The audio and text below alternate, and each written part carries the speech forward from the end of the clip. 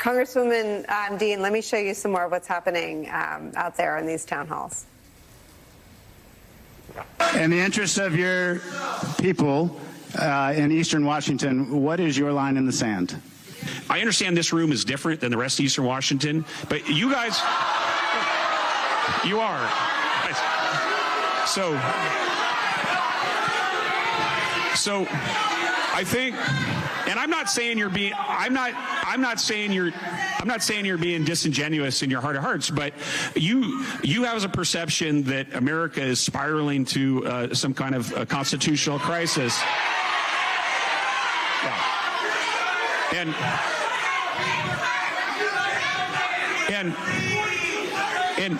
And by and large, while I would have some disagreements with President Trump on some things like tariffs and some other issues, by and large, what people of America see, what people of Eastern Washington see, is President Trump delivering on his promises. And so, Congresswoman, I think I missed it when he promised to tank the stock market and tariff every country. Oh, my goodness. And they say Democrats are bad at messaging. The first video you showed was robotic. As you said, there was no human being in that response. And then that was incomprehensible to me. You'll have to forgive me. Maybe it was the audio. But I have to say, I'm glad that they're even attempting town halls, because you know their leadership has said don't, because you don't want to face your voters. And I call upon my Republicans in the Pennsylvania delegation. Where are you? Where are your town halls? I think what they're hearing is the reality on the ground, that people understand. I don't have the legal scholarship to say whether it's a constitutional crisis, but citizens, my constituents, know this is an attack on our Constitution. These are chronic attacks, devastating attacks to the rule of law. So I keep asking my constituents to stand up as these folks are.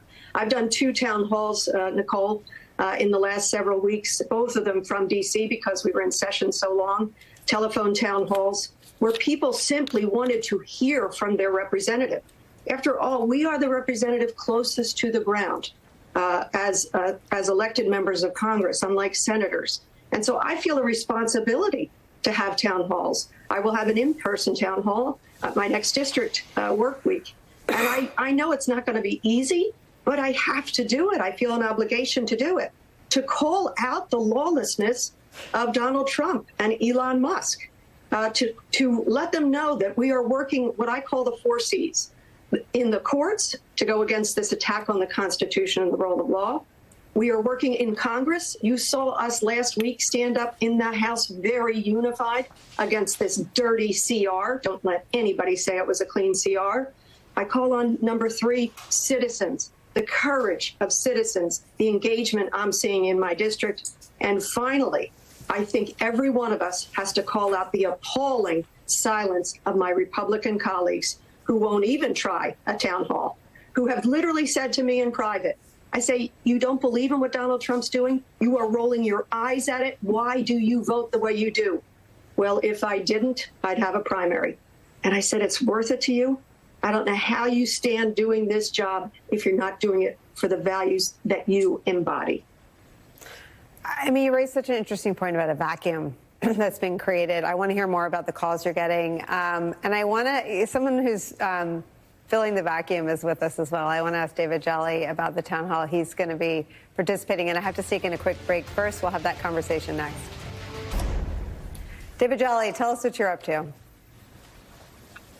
I think I shared. I get to participate in one of these town halls that Ms. Dean's colleagues are doing around the country this week. Eric Swalwell's coming to the Tampa Bay area Saturday morning at 10 o'clock, and I've agreed to go alongside him with one of these events and do my part. Here's what I'll tell you, though. I've done a number of Democratic events of late, Nicolle. This is a change election environment. I was at a club last week that typically runs about 40. They had over 100 people, and those 100 people are looking for something to do right now. This is the environment where change is afoot. And I think what is most telling of all about these Republican members, when you see their responses, here's where you know they're doing it all wrong. They're telling their constituents that they're wrong. They're telling them they're wrong. They're not defending their position. They're not justifying it. They're telling them they're wrong.